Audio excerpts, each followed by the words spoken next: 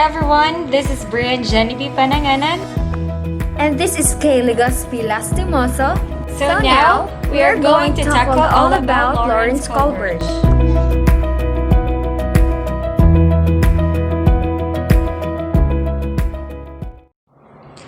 Our objectives about Lawrence Kohlberg.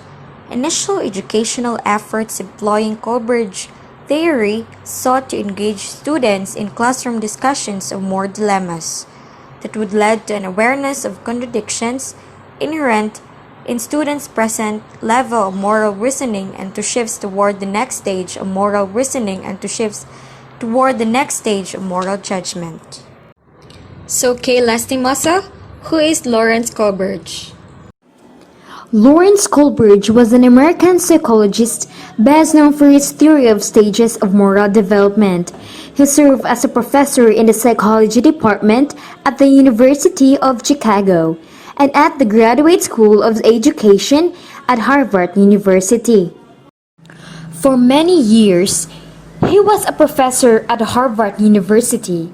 He became famous for his work there beginning in the early 1970s. He started as a developmental psychologist and then moved to the field of moral education. He was particularly well known for his theory of moral development, which he popularized through research studies conducted at Harvard Center for Moral Education.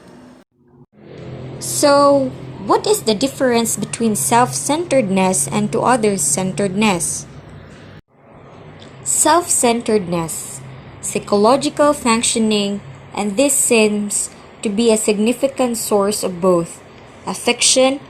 Other philosophers and religious thinkers do not agree with these phrases of happiness and phrases of discontent. The latter includes characteristics such as biased self-interest and etc. Other-centeredness. Be centered upon others as opposed to centered upon oneself. The trait in question, which we call other-centeredness, is a disposition to promote goods of others rather than one's own goods when the values of these goods are equal or incommensurable. Here's the bar graph of Kohlberg's 6 stages. First is pre-conventional. There are 2. Punishment, obedience, and self-interest. Conventional, there are 2. Good boy or girl, law and order. The last is a post-conventional, social interact, and principle conscience. Level of moral reasoning. There are 3. Pre-conventional, conventional, and post-conventional. Pre-conventional has 3. First, self-centered, external, authority. Lastly, isolated individual's perspective. Second, conventional. First is group-centered, shared viewpoint, and lastly, member of group perspective. And the last is the post-conventional. First is internalized, truth-centered, internalized values, and lastly, prior to society perspectives. The pre-conventional actually is a level of moral reasoning especially common in children. Although students can also exhibit this level of reasoning, reasoners is the pre-conventional level judge the morality of an action by its direct consequences. Stage number 1, punishment obedience orientation. At this stage, children see rules as fixed and absolute. They obey rules in order to avoid punishment. They determine a sense of right and wrong by what is punishment and what is not punished. They obey superior authority and allow that authority to make the rules, especially if the authority has the power to inflict pain. Example, in the Heinz dilemma, Pro said, "Hopefully, he won't get caught." Cone said, "He'll go to jail." For example, in the Heinz dilemma, Pro said, "Heinz will be lonely if his wife dies." Cone said, "Prison is an awful place." Conventional levels moral reasoning is typically of adolescents and adults. Persons who reason in conventional way judge the morality of actions by comparing these actions to societal views and expectations. The conventional views consist of the third and fourth stages of moral development. Stage number 3, good boy and good girl orientation. Interpersonal accord and conformity, peer pressure, group orientation, social norms, peer approval is very important. 3. Example. In the Hans dilemma, Pro said, I don't think they could put him in jail. The judge would look at all sides and see that the druggist was charging too much. The con said, other people would think he has a bad man. Stage 4 is all about law and maintaining the social order orientation. At this stage, people begin to consider society as a whole when making judgments. The focus is on maintaining social order by resisting personal pressures, doing one's duty, and respecting authority without question, following the rules, obeying laws. Stage number 4, example. In the Hans dilemma, Pro said, a husband has a duty to care for his wife. The con said, the thief is against the law even though his motivates were good. We would have truth and society couldn't function if everyone felt a good and had a good reason to break the laws or set up his own belief as to right and wrong. The last is a post-conventional. The post-conventional level is also known as a principled level, consists of stages 5 and 6 of moral development. Realization that individuals are separate entities from society now becomes silence. One's own perspective should be viewed before the society's. It is due to this nature of self before others that the post-conventional level, especially stage 6, is sometimes mistaken for pre-conventional behaviors. Here's the stage 5, social contract orientation. At this stage, people begin to think about society in a very theoretical way, stepping back from their own society and considering the rights and the values that a society ought to uphold. To answer this question, what makes for a good society? Then they evaluate existing societies in terms of these prior considerations. Stage 5 example. In the Hans dilemma, Pro said, the law is intended to cause someone's death. Con said, the druggist is right are not being respected.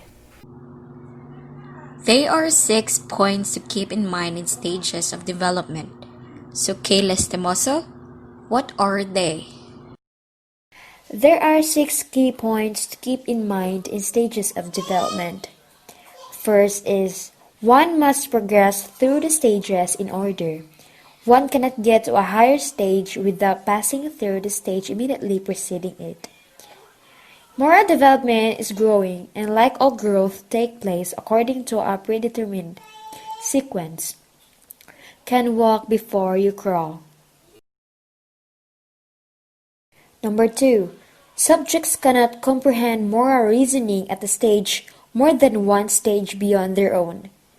Example, if Johnny is oriented to see the good almost exclusively as that which brings him satisfaction, how will be understood a concept of good in which the good may bring him to tangible pleasure at all?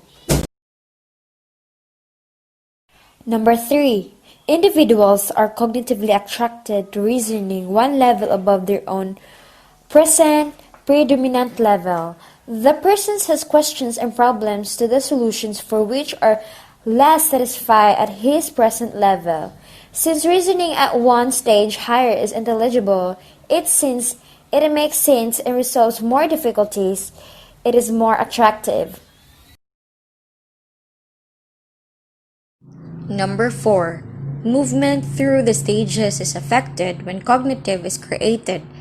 That is, when a person's cognitive outlook is not adequate to cope with a given moral dilemma. So the person who is growing will look for more adequate ways of solving problems. If he has no problems or dilemmas, he is not likely to look for solutions. He will not grow morally. Number 5. It is quite possible for a human being to physically mature but not morally mature. So if a child is spoiled, never having to accommodate for others' needs, he may never generate enough questions to propel him to a higher level of moral reasoning.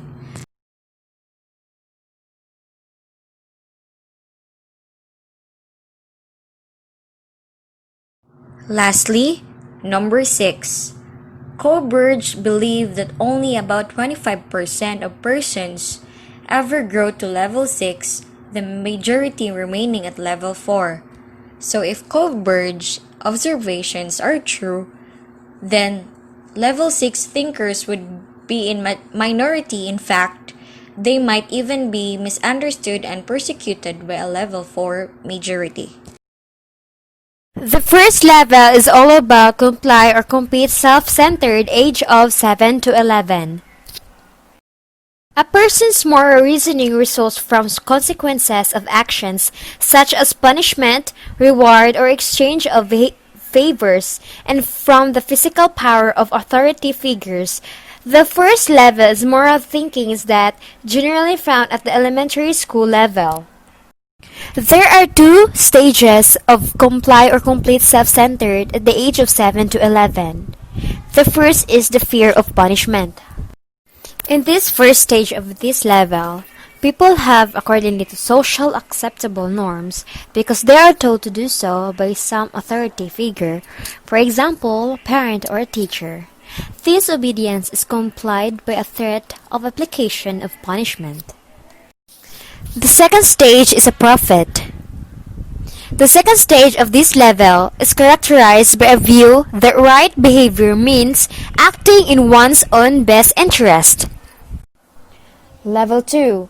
The conventional level of group centered is the age of 15 and 25. A person's moral reasoning involves maintaining the expectations of one's family, peer group, or nations for one's own sake regardless of the immediate consequences, and the desire to respect, maintain, support, and justify the existing social order.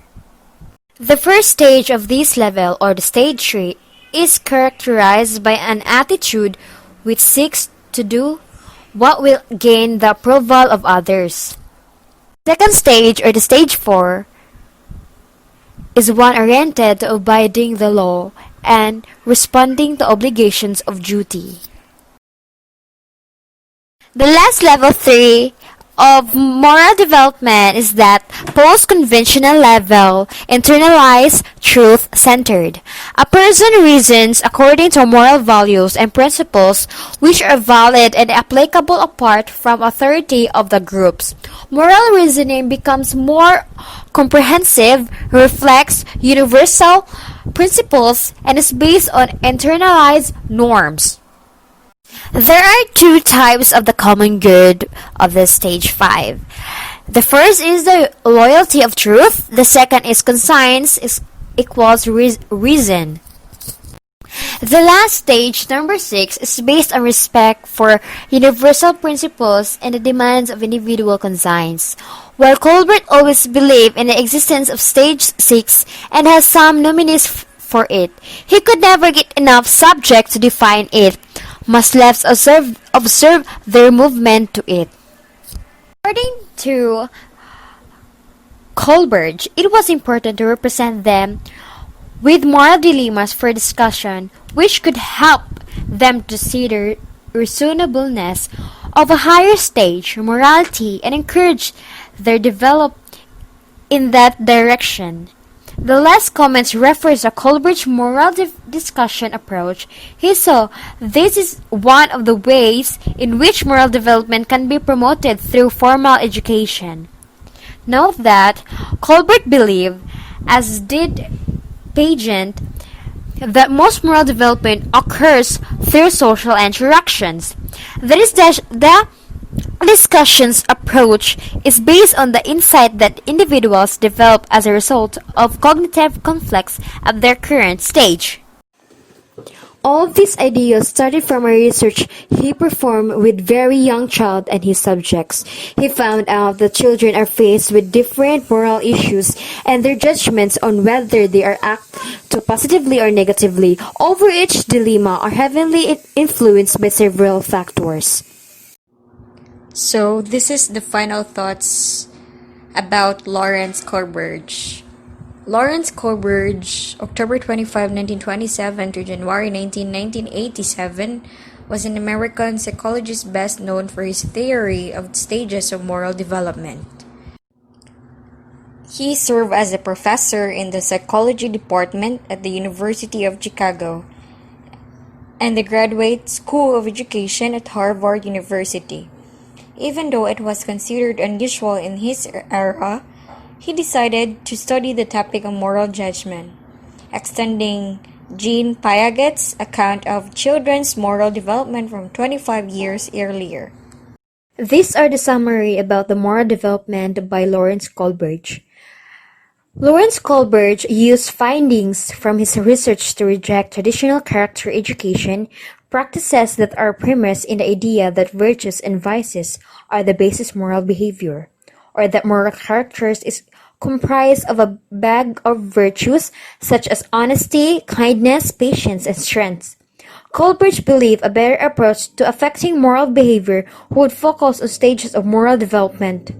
Initial educational efforts employing Kohlberg's theory sought to engage students in classroom discussion of moral dilemmas that would lead to an awareness of contradictions inherent in students' present level of moral reasoning and to shift toward the next stage of moral judgment.